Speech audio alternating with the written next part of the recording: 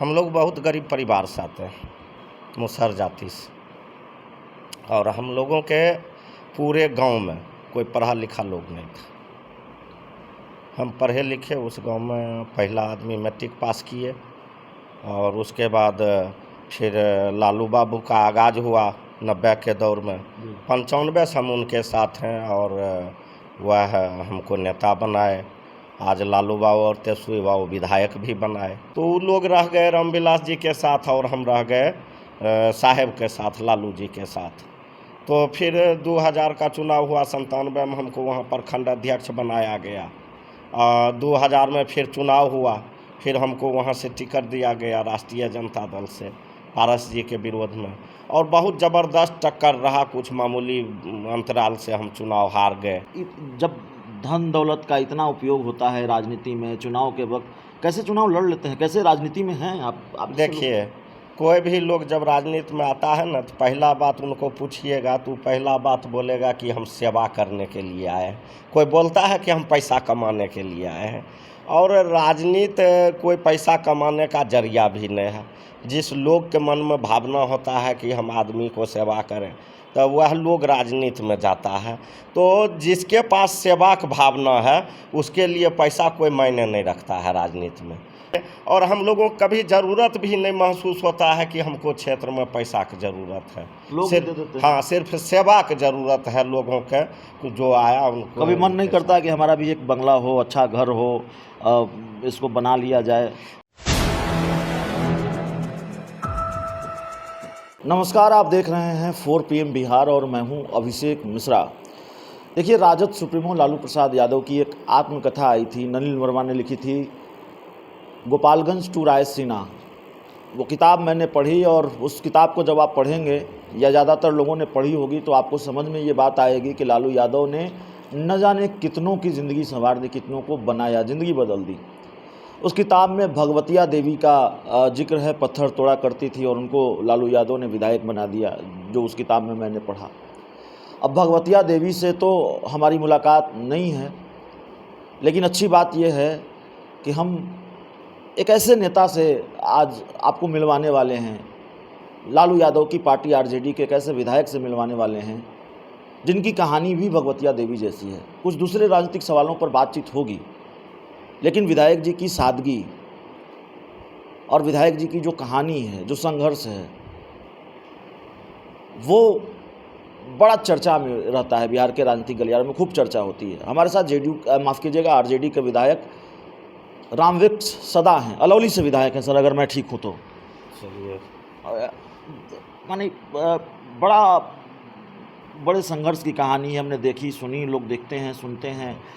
रामवृक्ष सदा विधायक बन गए, और रामवृक्ष सदा अक्सर भावुक हो जाते हैं। भाई, ऐसा क्या कर दिया लालू यादव ने आपके लिए? देखिए, सबसे पहले तो मैं आपको धन्यवाद देता हूं, और संघर्ष का नाम ही ज़िंदगी है।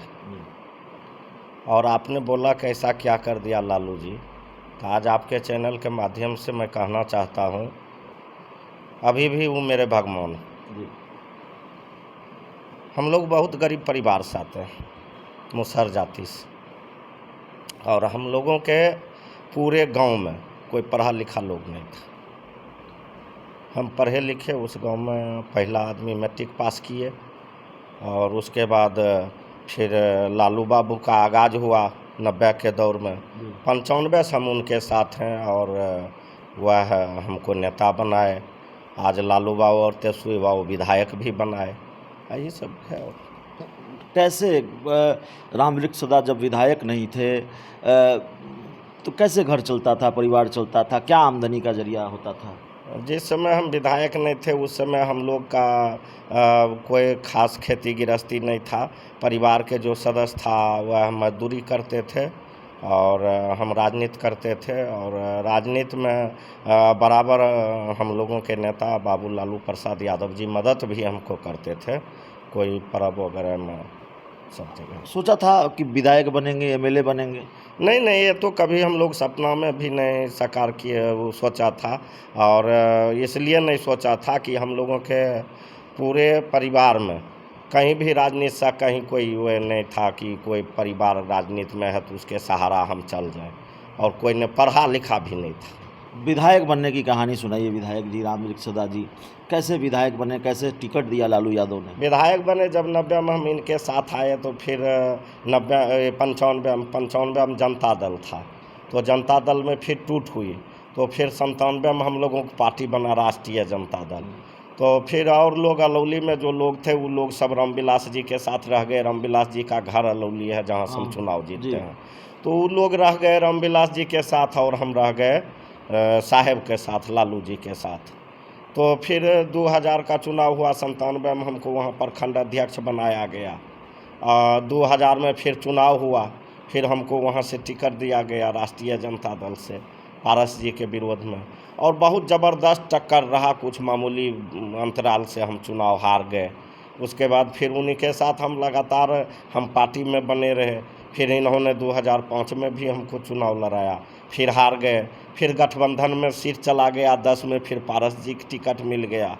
वहाँ जो है हम लोगों के जाति के लोग ही जीत गया जदयू से, तो उस बार फिर चुनाव हार गए। नहीं चुनाव लड़े, 10 में हम चुनाव लड़े ही नहीं। फिर 15 में आया, तो 15 में फिर हम लोगों के दल का निर्णय हुआ कि चंदन राम को वहाँ से चुनाव लड़ाया जाए। तो फिर चंदन राम को टिकट दिया गया और हम उसको साथ में रह के चुनाव जिताए।